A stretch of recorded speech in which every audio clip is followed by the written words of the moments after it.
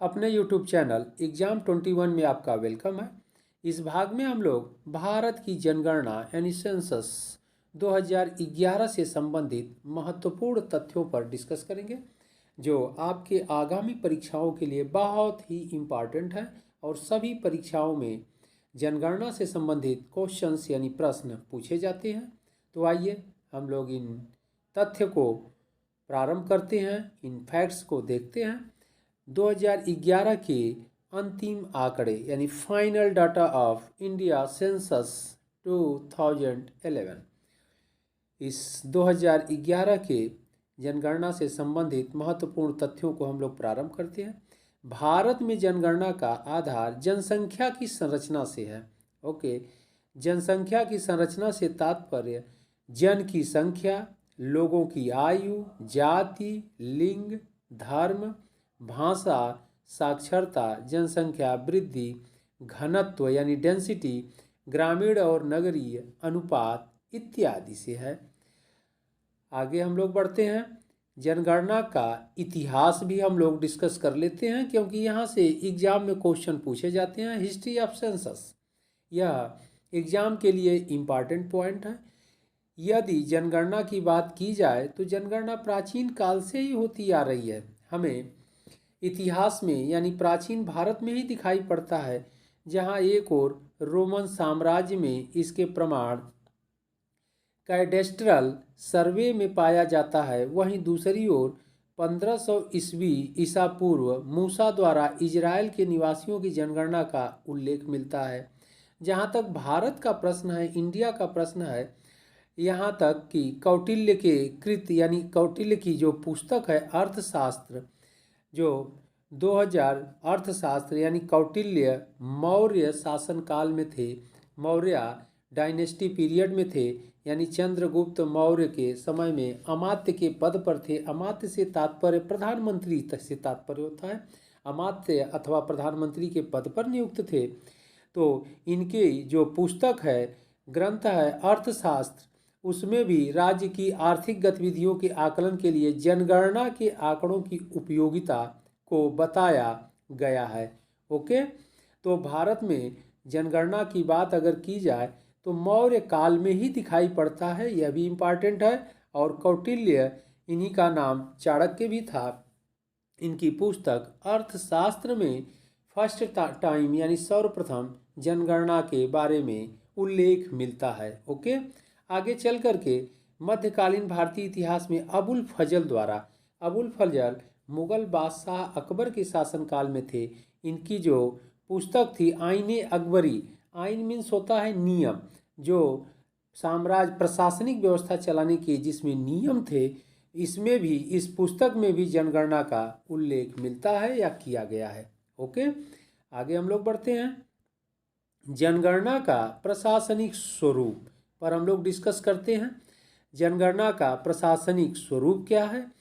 तो भारतीय संविधान यानी संविधान की 7वीं अनुसूची के तहत जनगणना को संघ सूची के अंतर्गत रखा गया है। तो जो जनगणना को रखा गया है वह केंद्र सूची में है यानी संघ सूची में है, और संघ सूची का विषय होने के कारण देश की जनगणना का दायित्व भारतीय संविधान के अनुच्छेद 246 में केंद्र सरकार को दिया गया है। ओके, तो इससे आपके क्वेश्चन जो पूछा जाता है कि भारत की जनगणना या भारत देश की जनगणना किसके द्वारा कराया जाता है, यानी राज्य सरकार द्वारा कराया जाता है अथवा केंद्र सरकार द्वारा, तो इसका सही आंसर होगा केंद्र सरकार द्वारा कराया जाता है।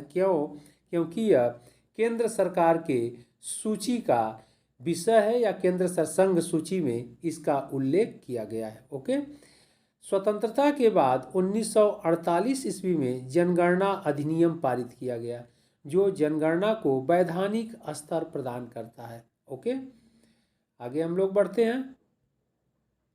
जनगणना 1961 में जनगणना के महत्व को देखते हुए गृह मंत्रालय ने के अधीन जनगणना विभाग का गठन किया गया। यह भी क्वेश्चन इंपॉर्टेंट है कि 1961 में जनगणना के महत्व, सेंसस के इम्पॉर्टेंसी को देखते हुए गृह मंत्रालय के अधीन यानी होम मिनिस्ट्री के अंतर्गत जनगणना डिपार्टमेंट यानी सेंसस डिपार्टमेंट का गठन किया गया। ओके, केंद्रीय स्तर पर इस विभाग का शीर्ष अधिकारी महारजिस्ट्रार एवं जनगणना आयुक्त होता है या कहलाता है, यानी registrar general and census commissioner सबसे बड़ा अधिकारी इस विभाग का होता है केंद्रीय स्तर पर। ओके, आगे हम लोग बढ़ते हैं। सर्वप्रथम जनगणना की बात की जाए तो फर्स्ट टाइम जनगणना स्वीडन देश में किया गया 1749 ईस्वी में। पहली बार जनसंख्या स्वीडन देश में की गई 1749 ईस्वी में। आगे चल करके सर्वप्रथम दशकीय जनसंख्या यूएसए यानी संयुक्त राज्य अमेरिका में 1890 ईस्वी में प्रारंभ हुआ। ओके, इसके बाद ब्रिटिश काल में पहली आधुनिक प्रणाली की जनगणना लॉर्ड मेयो 1872 में हुआ। यह भी आपसे एग्जाम में पूछा गया है। सभी परीक्षाओं में यूपीपीसीएस से लेकर के आईएएस तक के एग्जाम में पूछा गया है। आगे भी आगामी परीक्षाओं के लिए यह इम्पॉर्टेंट है। यानी भारत की बात की जाए तो ब्रिटिश काल में आधुनिक प्रणाली की जनगणना लॉर्ड मेयो उसमें भारत के वायसराय थे ओके, इनके समय में 1872 ईस्वी में पहली बार आधुनिक जनगणना कराई गई। आगे चल करके यानी प्रत्येक 10 वर्ष के अंतराल पर नियमित जनगणना 1881 में प्रारंभ की गई। उस समय भारत के वायसराय लॉर्ड रिपन थे। ओके, आगे हम लोग बढ़ते हैं। 15वीं जनगणना 2011 का नारा था हमारी जनगणना हमारा भविष्य। ओके, साक्षरता दर मापन की आयु 7 वर्ष निर्धारित की गई है। 7 वर्ष से साक्षरता दर का मापन किया जाता है। जनगणना 2011 का आयोजन भारत के महारजिस्ट्रार एवं जनगणना आयुक्त डॉक्टर सी चंद्रमौली के निर्देशन में संपन्न हुआ। उस समय भारत के महारजिस्ट्रार एवं जनगणना आयुक्त डॉक्टर सी चंद्रमौली थे। उन्हीं के डायरेक्शन में यानी निर्देशन में 2011 की जनगणना संपन्न हुई। ओके, जनगणना 2011 से संबंधित कुछ महत्वपूर्ण पॉइंट हैं, उनको भी हम लोग देखते हैं। यह 2011 की जनगणना भारत की 15वीं जनगणना थी। ओके, और स्वतंत्र भारत की 7वीं जनगणना थी। स्वतंत्र भारत की 7वीं जनगणना से तात्पर्य क्या है? 1951 यानी 51 में हुई प्रत्येक 10 वर्ष पर। इसके बाद 1961 में हुई। इसके बाद आगे 1971, 1981, 1991 और 2001 के बाद 2011 यानी यह स्वतंत्र भारत जब आज़ाद हुआ तब से 2011 यह 7वीं जनगणना हुई है। ओके, और 21वीं शताब्दी की यानी 21 सेंचुरी की यह दूसरी जनगणना है, क्योंकि 21वीं शताब्दी की पहली जनगणना 2001 में हुई थी और दूसरी जनगणना 2011 में हुई है। इस प्रकार 21वीं शताब्दी की यह दूसरी जनगणना है। ओके, अब यहाँ पर कुछ डायग्राम के रूप में आप लोगों को समझाने के लिए बहुत आसान तरीका हमने लिया है। यहाँ पर इस फैक्ट्स में यानी तथ्य में क्वेश्चन है आपसे जो पूछा जाता है जनसंख्या के बारे में महान विभाजक वर्ष, यह है पढ़िएगा 1911 से 1921 के बीच यह महान विभाजक वर्ष घोषित किया गया है। और इस काल में इस पीरियड में भारत की जनगणना में तेजी से गिरावट आया। ओके, और यहाँ -0.31% यानी परसेंट की गिरावट आई, इसीलिए इसे महान विभाजक वर्ष के रूप में माना गया है या दशक के रूप में माना गया। ओके, अब जनसंख्या विस्फोट की जहाँ तक बात होती है कि सबसे अधिक जनसंख्या किस काल में वृद्धि हुई, तो 1951 से 81 के बीच 1981 के बीच में भारत की जनसंख्या में तेजी से वृद्धि हुआ। आगे हम लोग बढ़ते हैं जनसंख्या से संबंधित महत्वपूर्ण फैक्ट्स की ओर। भारत की जनसंख्या विश्व की कुल जनसंख्या का 17.5% है। बहुत इंपॉर्टेंट यह पॉइंट है, बार बार एग्जाम में पूछा जाता है। अगला पॉइंट है, भारत जनसंख्या में 2001 से 2011 के दौरान 18.18 करोड़ की वृद्धि हुई है। ओके, ऊपर प्रतिशत में है और भारत की जनसंख्या में 2001 से 2011 के दौरान 18.18 करोड़ की वृद्धि हुई है। भारत की दशकीय वृद्धि 17.7 है, यह भी इम्पॉर्टेंट पॉइंट है।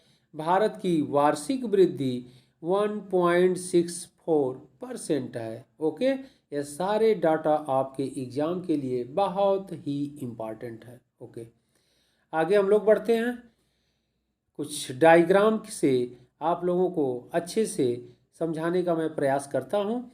यह जनगणना केंद्र सूची का विषय है, क्योंकि संघीय सूची में इसका प्रावधान किया गया है, इसलिए केंद्रीय सरकार के द्वारा यानी भारत सरकार के द्वारा प्रत्येक 10 वर्ष पर जनगणना कराया जाता है। और 1948 अधिनियम, भारत स्वतंत्र हुआ तो जनगणना से संबंधित अधिनियम 1948 में पारित किया गया और भारतीय संविधान के अनुच्छेद 246 आर्टिकल में यानी अनुच्छेद में जनगणना से संबंधित प्रावधान दिया गया है या बात कही गई है और जनगणना कराने का दायित्व केंद्र सरकार का है। ओके, आगे बढ़ते हम लोग। भारत की जनसंख्या में सर्वाधिक वृद्धि, भारत की जनसंख्या में सर्वाधिक वृद्धि 24.80% की वृद्धि हुई 1961 से 71 के बीच। यह इंपॉर्टेंट पॉइंट है। भारत की जनसंख्या में सर्वाधिक वृद्धि 24.80% की वृद्धि हुई 1961 से 71 के बीच में। ओके, नगरीकरण की दृष्टि से भारत मध्यम यानी निम्न नगरीकृत देश है। जनसंख्या नियंत्रण एवं परिवार नियोजन समवर्तीय सूची में है, यानी पॉपुलेशन कंट्रोल और फैमिली प्लानिंग से संबंधित जो प्रावधान दिया गया है वह समवर्ती सूची में, यानी समवर्ती सूची से तात्पर्य है केंद्र और राज्य दोनों इस पर कानून बना सकते हैं। ओके, समवर्ती सूची पर में यही प्रावधान राज्य का और केंद्र का दोनों का अधिकार होता है। 2001 की जनगणना का कार्य जयंत कुमार बंठिया के कार्यकाल में हुआ था। ओके, यह भी कभी आपसे पूछा जा सकता है। आगे हम लोग बढ़ते हैं।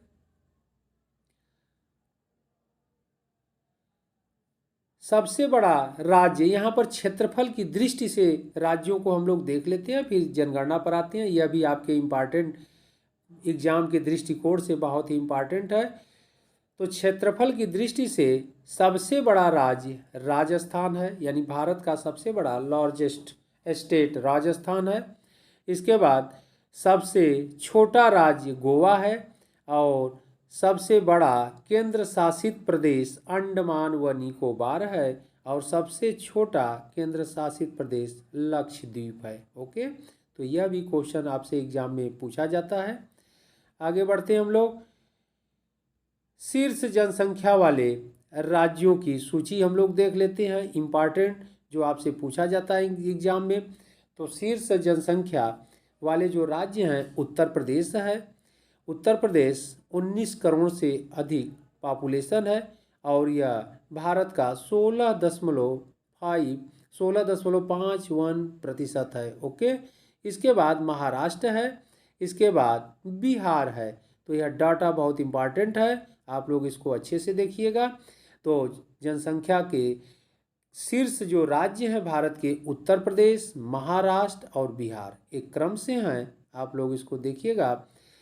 आगे है जनसंख्या की दृष्टि से सबसे बड़ा राज्य उत्तर प्रदेश, सबसे छोटा राज्य सिक्किम और सबसे बड़ा केंद्र शासित प्रदेश दिल्ली और सबसे छोटा केंद्र शासित प्रदेश लक्षद्वीप। ओके, तो यह फर्स्ट एंड लास्ट इस फिगर के द्वारा प्रदर्शित किया गया है, आप इसको अच्छे से देख लीजिएगा आप लोग। आगे बढ़ते हैं हम लोग।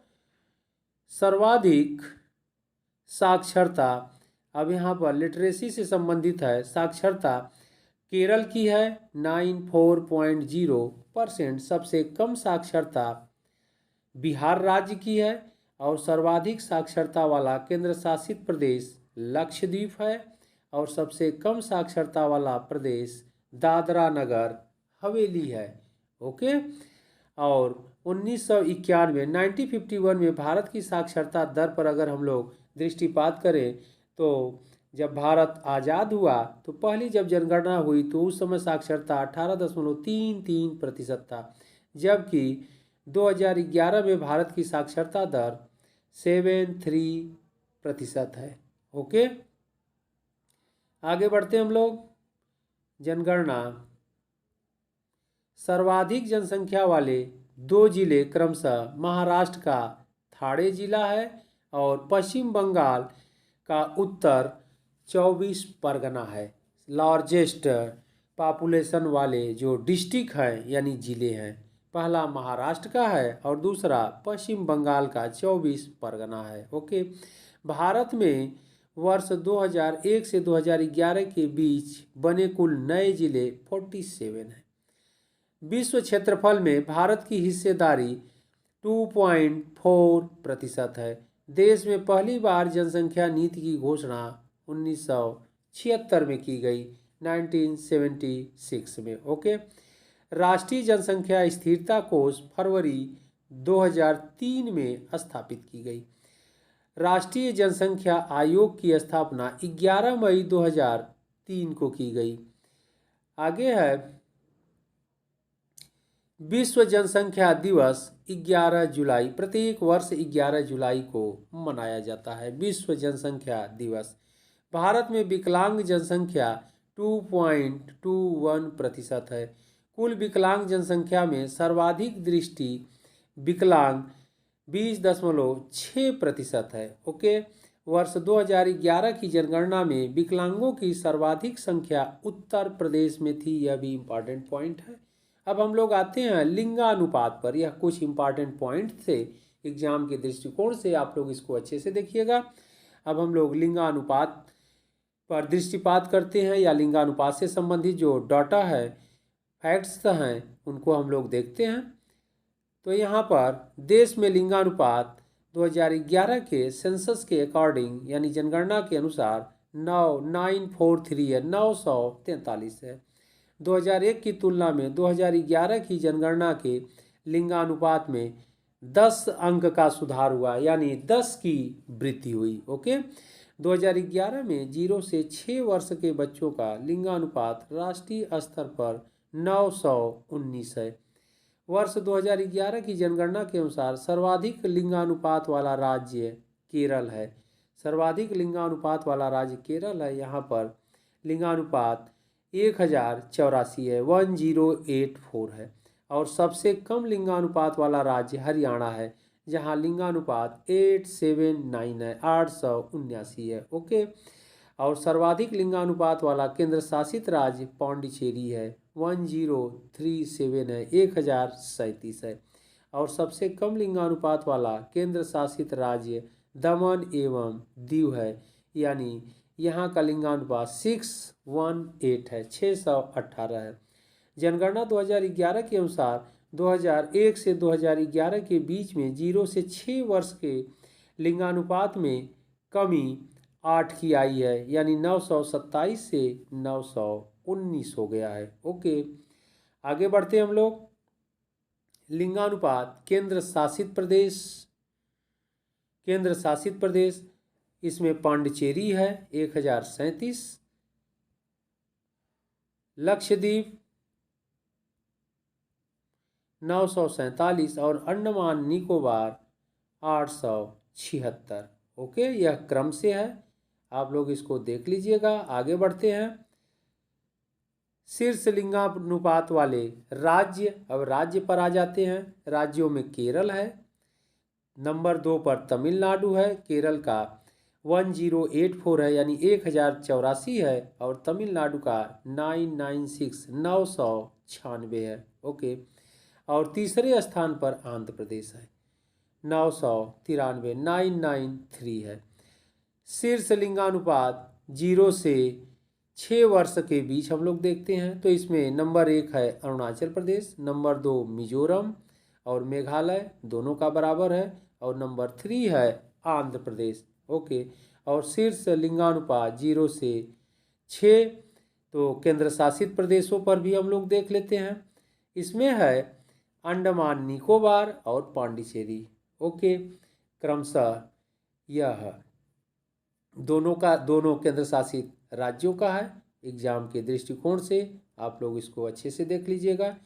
और अगला पॉइंट है 2001 से 2011 के बीच में 0 से 6 वर्ष के लिंगानुपात में सर्वाधिक वृद्धि वाला राज्य पंजाब रहा है। बहुत इंपॉर्टेंट है यह क्वेश्चन, एग्जाम में पूछा भी जा चुका है, आप ध्यान रखिएगा आप लोग। आगे बढ़ते हैं, न्यूनतम लिंगानुपात।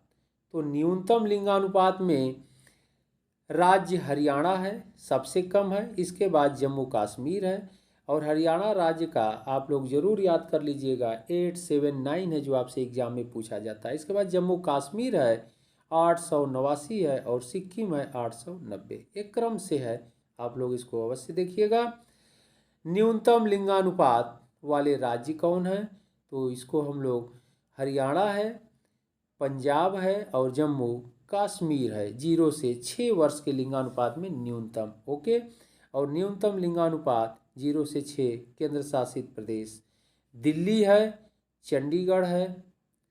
अब आ जाते हैं साक्षरता से संबंधित महत्वपूर्ण तथ्यों पर। ओके, भारत में कुल साक्षरता 73.0 है। यह अंतिम आंकड़े के अनुसार है, अंतिम डाटा के अकॉर्डिंग है। सेंसस के जनगणना के का जो अंतिम आंकड़ा आया था उसके अकॉर्डिंग है 73.0। ओके, भारत में पुरुष साक्षरता 80.9% है और महिला साक्षरता 64.6% है। सर्वाधिक साक्षर जिला सरछिप यानी मिजोरम का है, यहाँ पर ध्यान रखिएगा। और यह पीसीएस में पूछा भी जा चुका है, 98.76 यानी 76%। और न्यूनतम अलीराजपुर मध्य प्रदेश का है, यहाँ पर 37.22% है। और 1951 तथा 2011 में स्त्री साक्षरता क्या था प्रतिशत? तो 8.86% था, एवं 2011 में 64.6% था। न्यूनतम स्त्री साक्षरता बिहार की है 51.5%, और न्यूनतम पुरुष साक्षरता बिहार का है 71.2%। ओके, तो यह इम्पॉर्टेंट है। न्यूनतम स्त्री साक्षरता बिहार का है और न्यूनतम पुरुष साक्षरता में भी बिहार है। इस बात को अच्छे से समझ लीजिएगा आप लोग, एग्जाम में पूछा जाता है। आगे बढ़ शीर्ष साक्षरता वाले राज्य। ओके, तो शीर्ष साक्षरता वाले राज्य केरल है, मिजोरम है और गोवा है। और केरल का प्रतिशत 94.0% है, और मिजोरम है 91.3% और गोवा है 88.7%। ओके, सर्वाधिक स्त्री साक्षरता केरल का है 92.1%। सर्वाधिक पुरुष साक्षरता भी केरल का है 96.1%। और जनगणना 2011 के दौरान साक्षरता दर में वृद्धि 8.16% की है। और सर्वाधिक साक्षरता दर में वृद्धि वाला दशक रहा है 1991 से 2001 का दशक सबसे वृद्धि दर वाला दशक रहा है। 12.63% वृद्धि दर रही है। ओके, आगे हम लोग बढ़ते हैं। साक्षरता केंद्र शासित प्रदेशों का, इसमें लक्षद्वीप नंबर 1 है 91.8 है, दमन दीव 87.1 है, और तीसरे नंबर पर अंडमान एवं निकोबार द्वीप समूह है 86.6%। ओके, न्यूनतम साक्षरता वाले जो जिले हैं, राज्य हैं, उन पर हम लोग उनको देख लेते हैं। तो इसमें नंबर 1 बिहार है, नंबर 2 अरुणाचल प्रदेश है और नंबर 3 राजस्थान है। तो यह जनगणना से संबंधित महत्वपूर्ण तथ्य थे। और फिर हम लोग जनगणना से संबंधित जो शेष महत्वपूर्ण फैक्ट्स है, तथ्य है, एग्ज़ाम के पॉइंट्स ऑफ व्यू से हम लोग दूसरे भाग में देखते हैं। और यह हमारे चैनल एग्ज़ाम 21 पर अवेलेबल है, उपलब्ध रहेगा, आप लोग देख लीजिएगा। और चैनल एग्ज़ाम 21 को भी सब्सक्राइब कर दीजिएगा, जिससे आने वाले वीडियो का नोटिफिकेशन आप लोगों को तत्काल मिल जाए। ओके, तो फिर हम लोग जनगणना के भाग 2 में भी मिलते हैं। शेष